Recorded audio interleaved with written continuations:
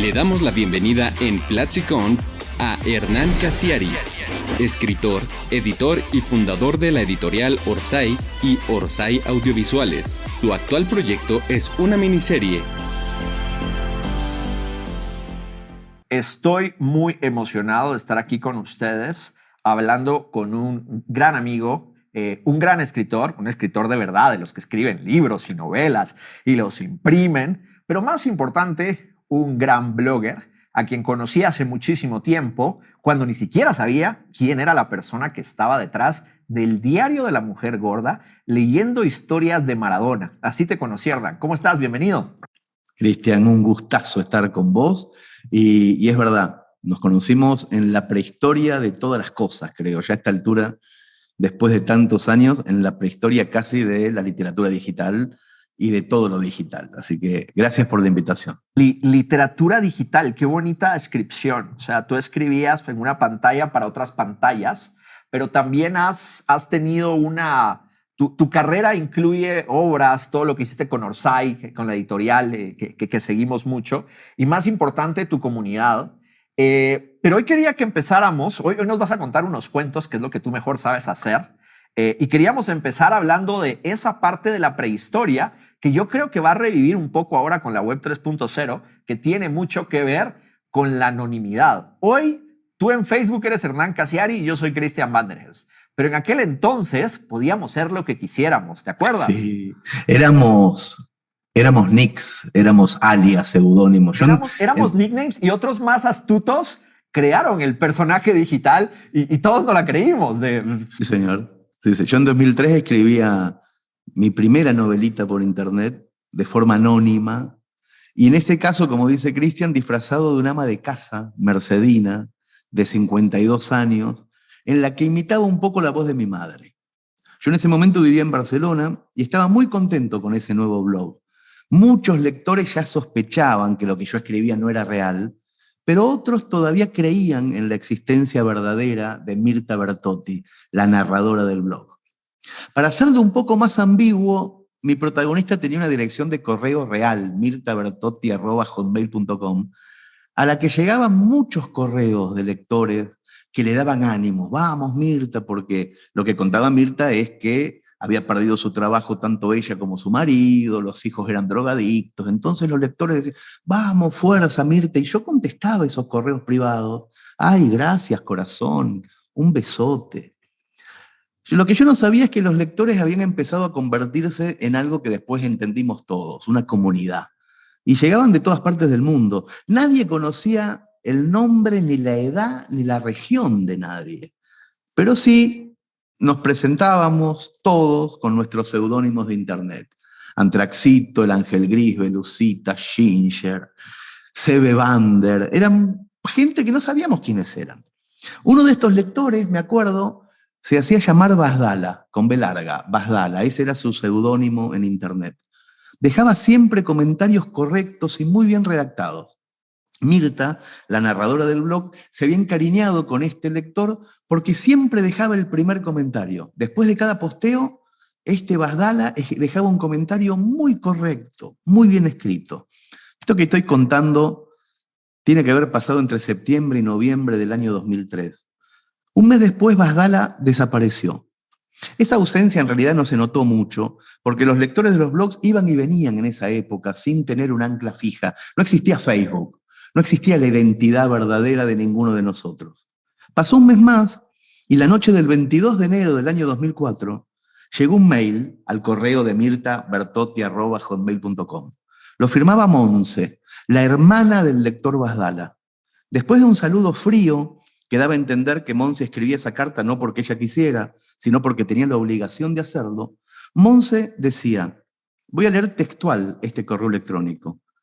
Señora Mirta, mi hermano Miguel Ángel, al que usted conoce como Basdala, falleció el pasado 16 de diciembre del 2003 en el Hospital Vall d'Hebron de Barcelona. Estaba muy enfermo del corazón. Había aguantado 2 paros cardíacos, pero no pudo soportar el tercero. Mi hermano murió a los 18 años recién cumplidos. Yo cuando leí que Basdala tenía 18 años, No lo pude creer, se me hizo un nudo en la garganta. Por su forma de escribir, yo siempre había sospechado que Basdala era un abogado de 40, pelado, o un escribano, un notario, nunca un chico de 18 años. Sigo leyendo.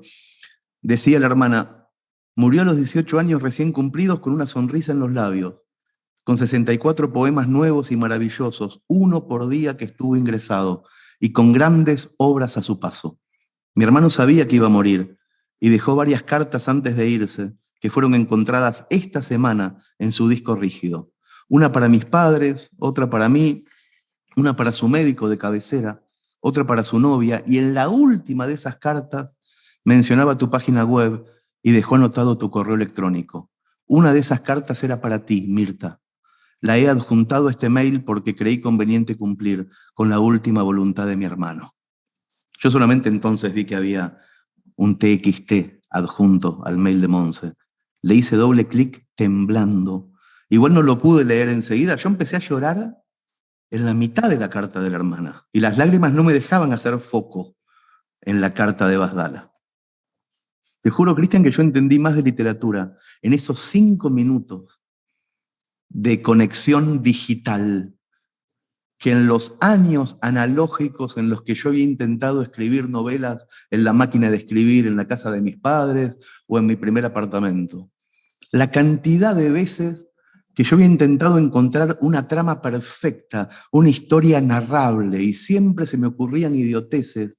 Jamás se me hubiera ocurrido la historia de un chico catalán llamado Miguel Ángel, que le había escrito una carta de despedida a una señora de Buenos Aires sin saber que el verdadero personaje de la señora era falso, que estaba escrito por un autor que además vivía a 7 cuadras del hospital donde el chico agonizaba, porque yo vivía en el barrio de Gracia en esa época, y el Valdebrón, el hospital donde iba a morir Basdala, estaba muy cerca. Yo podría haberme acercado a los pies de su cama, le podría haber contado que si bien la historia que yo narraba no era verdadera, la mamá, Mirta, era mi mamá, Chichita, y que Mercedes, mi ciudad, sí era verdadera. Le podía haber contado un montón de cosas, podría haberme hecho amigo de ese chico. Esto es una pequeña pausa para invitarte a PlatziConf, el evento de tecnología más grande de Latinoamérica. Será este 27 de marzo y podrás registrarte sin costo alguno para verlo desde cualquier parte del mundo. PlatziConf es para quienes amamos la tecnología y construimos el futuro. ¿Serás parte de esto? Haz clic aquí para obtener tu ticket o vea el enlace que está en la descripción. Sigamos con el video. Cuando me pude calmar un poco, leí por fin la carta que Basdala le había dejado a Mirta Bertotti. La leí con la sensación espantosa de estar espiando correspondencia ajena. Para peor, Basdala empezaba su carta de despedida del mismo modo que iniciaba sus comentarios en el blog. Saludos, mamá Mirta. Había empezado la carta así. Saludos, mamá Mirta. Cuando leas esto, mi pluma ya se habrá parado. Sabes quién soy, ¿verdad? Hace una semana llegué del hospital, 18 años y ya he sobrevivido a un paro de corazón. Bueno, al grano. Mucha suerte y valor para seguir adelante en tu vida, Mirta. Recuerda que estaré contigo esté donde esté. Aunque la verdad es que tengo miedo. Tengo tantas cosas que hacer. Tengo tan poco tiempo. Quizás me queden 3 meses. Hasta siempre, mamá Mirta. Cuídate y sé feliz. De alguien que te quiere y siempre te ha querido desde el primer posteo, firmado Basdala. Yo esa noche lloré como si se hubiera muerto alguien de mi familia. El siguiente capítulo de mi novelita, que yo tenía que escribir sí o sí, lunes, miércoles y viernes, no fue un capítulo de comedia como solía ser, fue un capítulo tristísimo en donde Mirta tuvo que explicarle a los lectores que había muerto uno de ellos, posiblemente el más fiel. Me costó muchísimo escribir ese capítulo con la entonación femenina que yo usaba para hacer a Mirta. Por un lado tenía que seguir siendo la narradora y por el otro lado me transformaba en un personaje falso para contar una muerte real. En un punto me pareció inmoral, pero lo hice, les expliqué a los lectores que había muerto Basdala. Lo que pasó el otro día fue muy extraño. Los comentarios a ese post se convirtieron en un velorio triste y virtual en el que nadie escribió con mayúsculas ni con signos de admiración. ni con faltas de ortografía. La charla de los lectores durante los siguientes capítulos del blog fueron charlas grises, filosóficas, charlas teñidas por la certeza de la muerte. De a poco se empezó a dar un cambio monumental en la dinámica del grupo. Todos esos comentaristas y lectores, que eran solamente seudónimos, Antraxito, Belucita, Ginger, el Ángel Gris, de repente, y sin ponerse de acuerdo, empezaron a decir sus nombres reales, y de dónde eran, y a dónde trabajaban. Me llamo Carlos, vivo en Santo Domingo, tengo una hija, me gusta el jazz, dijo Antraxito. Mi nombre es Luisa, tengo 62 años y 3 nietos, vivo en Sevilla, dijo Ginger. Soy Ernestina de Rosario, tengo 20 años, estudio Derecho. Me llamo Julio, soy uruguayo viviendo en Dublín. A veces me siento solo. Todos me parece que en esa época empezamos a decir quiénes éramos. Yo mismo, en febrero del 2004, un mes después de esto, sin darme cuenta de que fue por esto, abrí otro blog sin cerrar este. Le puse de nombre Orsay y abajo puse por primera vez en la vida mi nombre y mi apellido. A todos nos pasó. Todos en esa época dejamos de poner correos electrónicos simpáticos y empezamos a poner nuestro nombre y nuestro apellido. Y apareció Facebook y apareció el ancla de la identidad. Me acuerdo que unos meses después de aquella carta póstuma de Basdala, recibí en mi correo electrónico, en casiari@gmail.com, el mail de una madre valenciana, Alejandra, muy enojada conmigo. Me decía que su hija adolescente de nombre Neri se había enterado de la muerte de Basdala desde mi otro blog y que había caído en una profunda depresión. Parece ser que Neri y Basdala habían sido noviecitos de verano en Alicante, esos noviazgos fugaces de verano que después no te ves más. Él había dejado de escribirle, ella googleó a ver si lo encontraba y se enteró de la muerte del chico por mi blog y dejó de comer, Neri. Y acá viene lo más raro.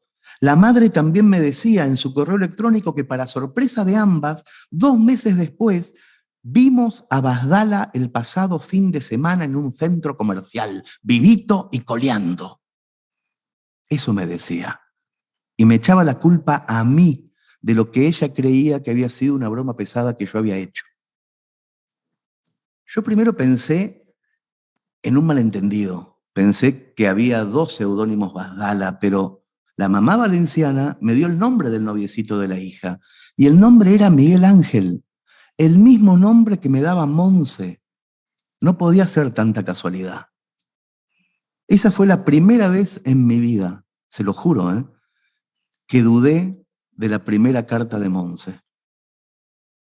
Nunca antes me había pasado la historia por el colador de la sospecha. Era todo además tan real en 2003, 2004. Todo lo que aparecía en internet podía ser cierto, éramos tan ingenuos. Todo lo contrario que ahora, en donde todo es mentira hasta que no se demuestre lo contrario. Al principio de nuestra aventura digital éramos ingenuos. Además, ¿cómo iba a ser falsa una carta tan sentida? Y sobre todo, ¿cómo iba a hacerme llorar a mí? A mí. Yo era el que hacía llorar con textos falsos a los demás. No me podían hacer llorar a mí. Así que con la información que me dio Alejandra hice una búsqueda muy simple en Google y descubrí que Basdala, nuestro Basdala, con su misma prosa diplomática y correcta, dejaba mensajes en docenas de foros y de blogs con fechas muy posteriores a su muerte. ¡Qué ingenuo soy!, pensé. ¡Y qué genio él! ¡Qué hijo de una gran puta! ¡Qué genio! Lo que más me gustó de la estrategia de Basdala es que había preparado la trampa con muchísimo cuidado y con increíble destreza literaria. Pero sobre todo lo admiré porque había hecho explotar esa bomba para hacerme caer solamente a mí, al mentiroso, al que fingía ser un ama de casa de Buenos Aires, y porque después de triunfar con su engaño, no le hizo falta alardear. No me llamó por teléfono y me dijo, ¡ay, te cagué, te cagué! No hizo nada. No hizo nada, eso es digno, pensé. Hay un valor agregado de nobleza en las victorias cuando nadie las quiere firmar. Y Basdala, o como carajo se llame, no había querido firmar su obra, No había buscado la gloria personal. Necesité con urgencia escribirle para mostrarle mi admiración. En la búsqueda de datos, de blogger, estaba su mail. Y le escribí ahí mismo en caliente, le mandé un correo electrónico, sos un genio, le puse. Y le mandé enviar un miércoles a las 2 de la mañana sabiendo que nunca, jamás me iba a contestar. Y me contestó inmediatamente por el Gtalk. Hola, me puso. Estaba ahí. Estaba esperando mi correo. Ese chico siempre estuvo 10 minutos adelante de mi sombra. Recibí su respuesta y nos pusimos a chatear. Y supe que realmente escribía muy bien, de verdad tenía 18 años, de verdad se llamaba Miguel Ángel. Me dijo con mucha humildad que durante 6 meses él había creído que Mirta Bertotti era real, que la llegó a querer como a una madre postiza, que él había perdido a su mamá a los 15 años y que en Mirta encontró a alguien parecido y que con el paso del tiempo descubrió que no había ninguna Mirta, que alguien lo había engañado, que un desconocido le había hecho llorar con mentiras. Me dijo que provoca una sensación horrible creer en alguien, confiar en las palabras de alguien y descubrir después que ahí, donde había una casa, una familia, una madre, en realidad no había nada. Primero pensó en dejar de leer mi blog, pero eso le pareció, me dijo, como perder 6 meses de mi vida sin beneficio. Y que por eso una tarde se le ocurrió la venganza y la puso en práctica. Un genio. Mantuvimos un chat durante toda la noche, un chat sensato, filosófico, sereno, con un chico de 18 años, yo no lo podía creer. Y cuando me despedí de él, lo hice con reverencias y lo felicité por haber jugado sus cartas en silencio. Me acuerdo que le dije, si no hubiera sido por esa madre y por esa hija valenciana que te vieron caminando por el centro comercial, yo nunca me hubiera enterado de nada. Es muy loable, Miguel Ángel, le dije, que no hayas querido firmar tu obra. La respuesta de Basdala fue su última línea de chat. Me dijo, ¿entonces también te has creído que existen Alejandra y Neri? Qué buen cuento, qué increíble historia y además, qué lindo cómo te tocó en la vida real, en tu blog, desvirtualizar tu identidad. Sí, ¿Cómo te sí, cambió? a todos, a todos. Y nos pasó a todos los que también teníamos foros y blogs, porque hay historias similares. La parte donde lloras, la parte donde es hacia ti con dedicatoria, no tienes idea. O sea, a ti te llegó el Telegram de cómo hacer el Facebook antes. No lo vimos, es lo único, ¿eh? Seguíamos blogueando, pero era como, aquí está, salgamos todos a la calle, pongámonos el nombre y apellido, y eso fue lo que pasó. Y eso fue lo que pasó, y toda esa transición, que además también fue una transición de siglo, y que al mismo tiempo fue la transición de las Torres Gemelas, hizo que nuestra generación, los jóvenes de esa época, tuviéramos en cada baldosa que mirábamos una historia nueva, diferente y rara para contar. Porque todo era raro, y todos éramos pioneros en algo en esa época. Te tirabas un pedo y eras el que se tiraba pedos en internet. Y eras pionero y salías en la prensa, era increíble, era maravilloso realmente. Pero acá viene lo interesante. De repente también aparecimos en los resultados de búsqueda con nuestro nombre y apellido. Y algunos teníamos un poquito más de suerte, nuestro apellido es suficientemente extraño para competir menos, pero creo que a ti te tocó, de repente descubriste que había ya un personaje que luchaba esa fue la primera batalla fue de que te descubrieron y te hicieron caer en tu misma trampa. La segunda, ya con un poquito de ego, es tomar control y de claim de nuestro nombre, que nuestros padres nos lo regalaron y hoy no es tuyo hasta que lo defiendes, hasta que sacas capa y espada y vas a decir, yo soy este nickname, este dominio, esta cuenta de Instagram, yo soy el verificado. ¿Cómo fue esa historia para ti? ¿Cómo fue esa primera pelea? Y también estoy seguro que esa primera pelea la vistes con inocencia. Con mucha inocencia, y me encanta que hayas puesto la palabra ego en medio de todo esto, porque si bien las tecnologías traen novedades, las viejas influencias son las mismas. El amor, el ego, los celos, la venganza, la envidia, no salimos de ahí. Tenemos nuevas herramientas nada más. Y así como vos tenés un apellido extrañísimo que seguramente no has tenido que defender, hay también gente que se llama Pérez, González, Juan López, A mí me hubiera gustado llamarme Fernández o Pérez, pero me tocó un apellido intermedio entre los muy comunes y el tuyo. En la guía de teléfonos de mi pueblo, en Mercedes, había 2 Casiari nada más, mi papá y mi abuelo. Cuando yo iba a visitar a mis otros abuelos de Buenos Aires, una ciudad populosa, me encantaba buscar mi apellido en la guía de la capital porque había millones de abonados y no había ningún Casiari, ni uno. Pero al mismo tiempo no me gustaba que en las películas, en los créditos finales, no aparecieran Casiaris. Me parecía mal. En cambio, Juan López decía todo el tiempo, ahí está mi nombre y mi apellido, mi nombre y mi apellido. Mucha envidia. Y yo sentía una especie de vanidad por tener un apellido un poco raro. Y entonces un día llegó Internet y se destapó el frasco de todos los Casiari del mundo. Había un montón. Estaban sobre todo en Italia y en Estados Unidos. Había parientes de muchas edades, de profesiones diferentes, gemelos Casiari. Rubias Casiari había. Me acuerdo que me gustó la forma de dibujar de James Casiari, que hacía la viñeta política en el Boston Globe. Me reía yo, no entendía ni política ni inglés, pero me reía porque era Casiari. Y después me gustó mucho mi prima Carla, que no era prima, pero yo le decía prima, que se estaba presentando a las elecciones de Perugia en Italia. La miraba yo en internet porque había fotos de ella en los diarios. Trataba de no mirarle el escote porque era incesto enamorarme. Era Casiari, no podía enamorarme. Me sentí orgulloso de Joseph, que estudiaba la cura del cáncer en Nueva York. Joseph Casiari, un Casiari buscando la cura del cáncer, un Casiari buscando algo. Mi papá y yo lo único que buscábamos era lombrices para ir a pescar, y este buscaba la cura del cáncer. Pero más que nadie me llamó la atención Mauro Casiari, un italiano de mi edad, 26, 27 en esa época, que era el único que en aquel internet prehistórico subía videos de él en movimiento y hablando, porque trabajaba en una radio y subía los videos.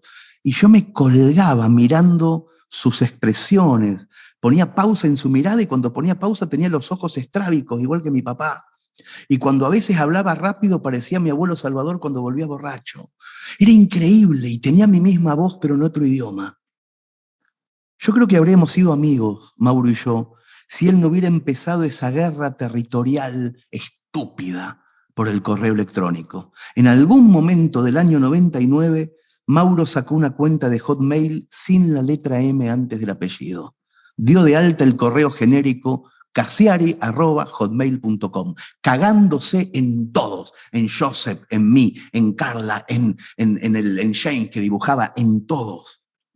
Mascando bronca tuve que poner la H adelante del Casiari en mi primera cuenta de Hotmail.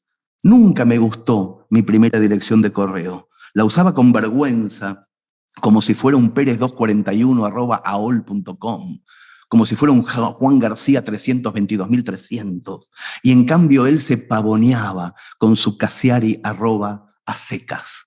El 31 de diciembre del año 2000, mientras miraba los fuegos artificiales del cambio de siglo, me prometí estar más atento en el siglo XXI. Y lo logré, porque cuando escuché por primera vez que Google había inventado un correo electrónico propio para competirle a Hotmail, yo me acuerdo que estaba en la clínica del Pilar, en Barcelona, porque mi exmujer estaba haciendo trabajo de parto. Estábamos a punto de ser padres por primera vez.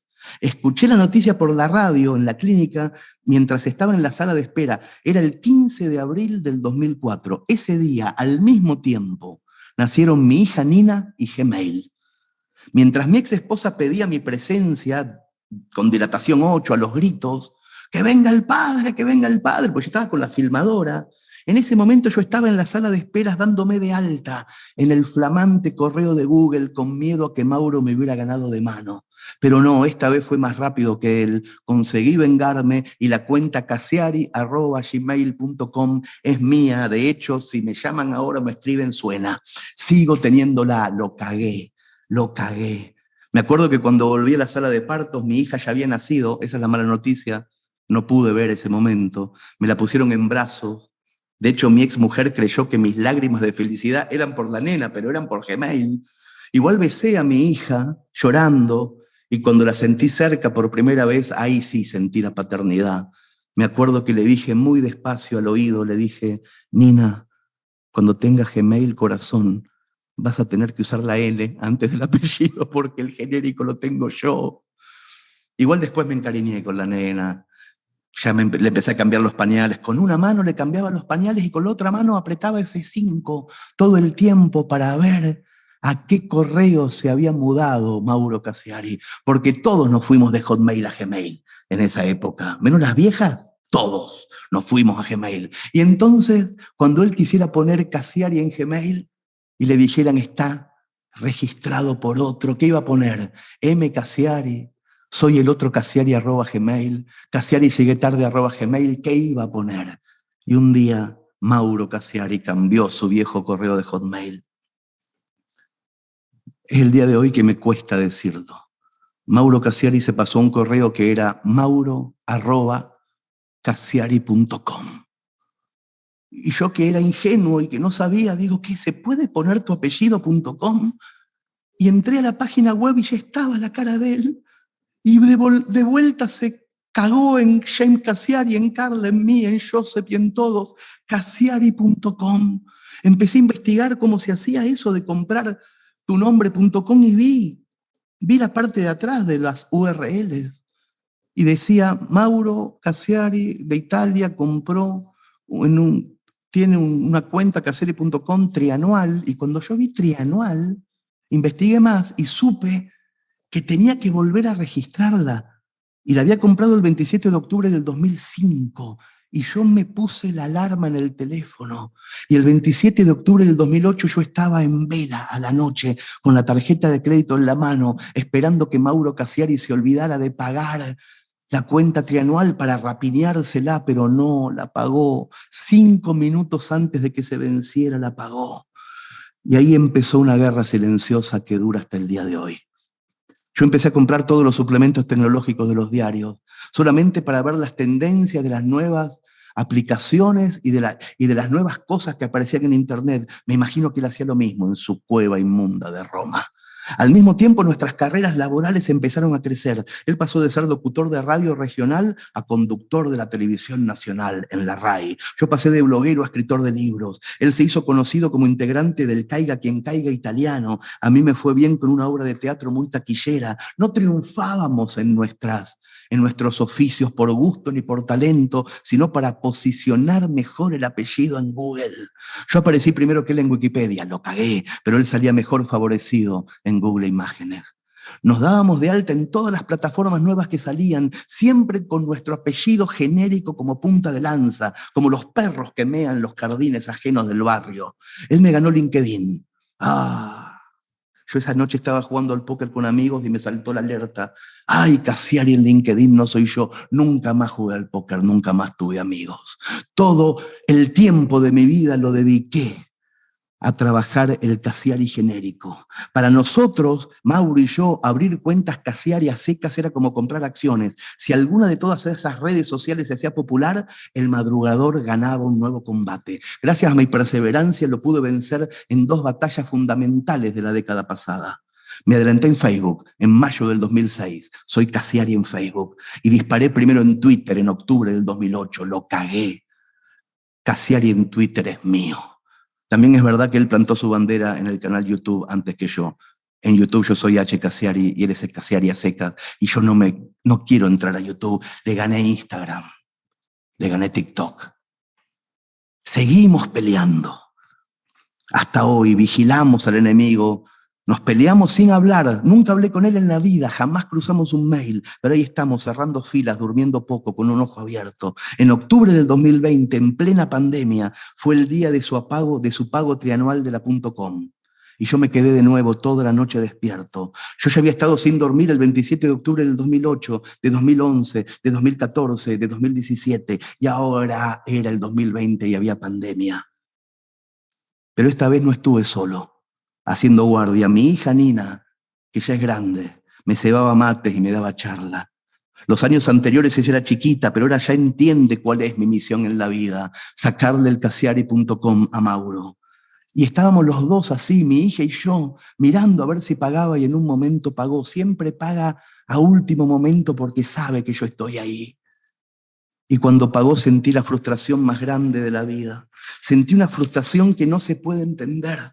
Porque no estaba frustrándome solo esta vez, estaba frustrándome con mi hija al lado. Mi hija veía que yo era un fracasado. Y entonces sentí su mano en el hombro que me dijo, no te preocupes, papá, me dijo Nina.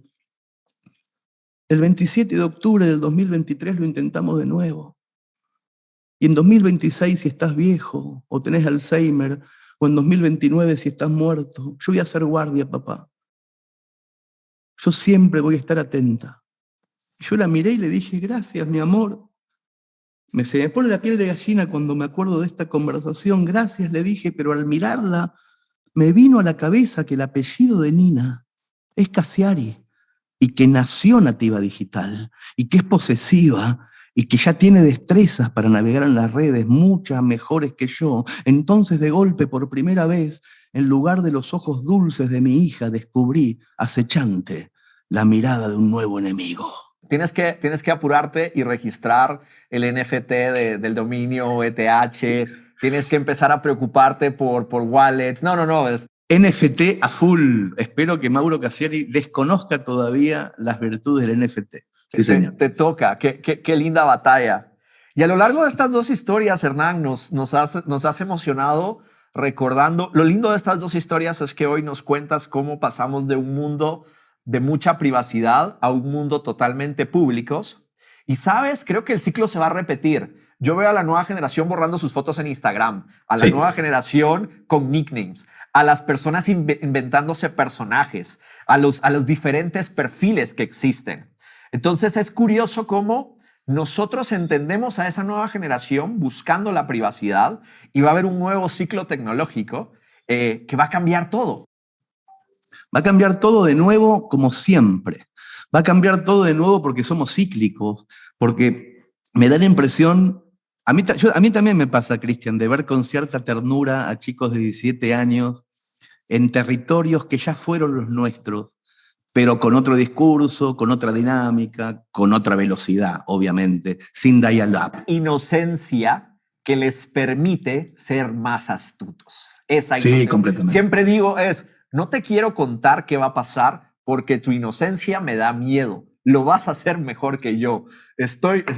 Estas canas no llegaron gratis. Sin duda. ¿Sabes? Hay otra historia que me encantaría que nos contaras hoy, que también me ha roto siempre la cabeza, y tiene que ver sobre cómo la tecnología nos ha dado tantas historias tan lindas, buenas y malas. Nos dio los fake news, nos dio las comunidades, nos ha dado educación en línea, pero para ti como escritor te la puso muy difícil. Yo creo que sí. ¿Cómo vas a escribir? Tus historias hoy las tienes que pensar más que otros autores porque la tecnología resuelve muchos de los problemas que los escritores tenían antes. Así que me encanta. Claro, a mí me parece que hay una enorme transición. Me parece que los escritores nativos digitales no van a tener este problema que voy a contar ahora. Me parece que quienes los hemos tenido son los escritores que nacimos analógicos y de repente la cosa se nos puso rara. Ahí estuvo el problema. Yo descubrí esto contándole cuentos a mi hija Nina. Cuando ella tenía 3, 4 años me pedía muchos cuentos y los cuentos infantiles son muy macabros. Suelen ser cuentos de terror, que te envenenen una manzana o que le abran la panza a una abuela para sacar a un leñador. Hay cosas rarísimas ahí. Y yo me acuerdo que un día le estaba contando el cuento de Hansel y Gretel a Nina, y a mí me encantaba cuando se asustaba. Y en el momento más truculento del cuento, que es cuando se va haciendo de noche en el bosque, y ellos habían dejado unas miguitas de pan para saber regresar a la casa, se dan vuelta para volver y ven que unos pajaritos se comieron esas migas de pan y no tienen regreso, y empieza a anochecer. Y yo le decía esto a Nina con esta voz, y empieza a anochecer y no pueden volver. Y son chiquitos. Y ella me miraba y no se asustaba. Y le digo en un momento, pero asustate. Y me dice, no, pero que lo llamen al papá por WhatsApp. Eso me dijo mi hija nativa digital. Y yo entonces pensé por primera vez que mi hija no sabe que hubo una vida antes de la telefonía móvil. Y descubrí además qué horribles serían todos los cuentos si el teléfono móvil hubiera existido siempre. Pensemos en cualquier historia clásica, pero cualquiera. Blancanieves, Caperucita, Pinocho, pero no solamente historias infantiles. La Odisea, 100 años de soledad, cualquier historia clásica. Y ahora Pongamos en el bolsillo del protagonista un teléfono con WhatsApp. No un teléfono fijo, grandote, de los de antes, sino uno con roaming, con 4G, con saldo, con buena batería. ¿Funciona la historia si el protagonista o la protagonista tienen ese teléfono en el bolsillo? ¿Funciona el cuento ahora que los personajes pueden llamarse desde cualquier lado? Ninguna historia clásica funciona. Con un celular en la mano, Penélope ya no espera con incertidumbre a que el guerrero Ulises vuelva del combate, porque Ulises le comparte la ubicación por WhatsApp, y entonces Penélope no se queda tejiendo esa eterna bufanda, sale, hace yoga, pone una empresa de cupcakes, hace algo Penélope. Con un teléfono en la canasta, Caperucita alerta a la abuela a tiempo, y la llegada del leñador no es necesaria. Y el cerdito de la casa de madera le avisa a su hermano por el grupo de cerditos de WhatsApp que está llegando el lobo. Y Gepetto recibe una alerta de los padres de la escuela avisando que Pinocho se hizo la rata, como se dice en Argentina, o sea, se fue de la escuela antes de tiempo. No hay cuento, en ningún caso hay cuento. Un enorme porcentaje de las historias que les contamos a los chicos tiene como principal fuente de conflicto la distancia, el desencuentro y la incomunicación. Esos son los tres elementos que generaron conflicto durante 2000 años de historia literaria. La historia romántica por excelencia, por ejemplo, Romeo y Julieta, de Shakespeare. Esa historia basa toda su tensión dramática final en una incomunicación. Ella finge un suicidio, él la cree muerta y se mata, y entonces ella, cuando se despierta y lo ve muerto de verdad, se suicida. Perdón por el spoiler, pero fue así. Ahora, si Julieta hubiera tenido WhatsApp, le habría mandado un audio a Romeo en el capítulo 6. Romeo, me hago la muerta, pero no estoy muerta. No te preocupes ni hagas idioteces. Besos, Julieta. Nos vemos en Verona. Y entonces las últimas 40 páginas de la obra de Shakespeare no se hubieran escrito nunca. Shakespeare hubiera sido fiambrero. Todas las historias fracasan si le damos un teléfono con datos al protagonista. Todas esas películas en donde el chico corre por la calle al aeropuerto, porque siempre que el chico corre al aeropuerto llueve y no hay taxis, y corre para que ella no suba al avión, ahora se solucionan con un mensaje de texto. Ya no hay ese apuro cursi, ese remordimiento, esa explicación que nunca llega. Ya no hay que detener a los aviones, ni hay que cruzar los mares. Todo lo solucionamos con un mensaje, posiblemente en mayúscula para que dé sensación de desesperación, pero con un mensaje desde el sofá. Y entonces me pregunto, ¿no nos estará pasando lo mismo con la vida real? ¿No estaremos privándonos nosotros de aventuras novelescas por estar conectados todo el tiempo? ¿Alguno de nosotros, los que estamos acá hoy, alguna vez va a correr al aeropuerto para decirle a la persona que ama que no suba ese avión, que la vida es acá y ahora? ¿Va a tratar de saltar el mostrador de Iberia para gritar eso desde la baranda del avión? Yo creo que no. Yo creo que vamos a mandar un WhatsApp lastimoso desde el sofá. ¿Para qué hacer el esfuerzo de vivir al borde de la aventura si podemos solucionar todo con un mensaje? Cada audio de WhatsApp importante que mandamos es un cuento clásico menos. Abuela, cerrá con llave, un lobo se quiere hacer pasar por mí. Un cuento menos. Penélope, te comparto mi ubicación para que estés tranquila. Un cuento menos. Guarda, Blancanieves, me llegó data de que la manzana está envenenada. Un cuento menos. Señor Gepetto, su hijo no ha concurrido esta mañana al establecimiento educativo. Un cuento menos. Papá, venía a buscarnos porque me parece que unos pajaritos se comieron las migas de pan. Un cuento menos. Es verdad que nuestras palabras son cada vez más veloces, pero las historias que contamos están perdiendo el brillo, porque sin querer, sin darnos cuenta, nos estamos convirtiendo en héroes perezosos.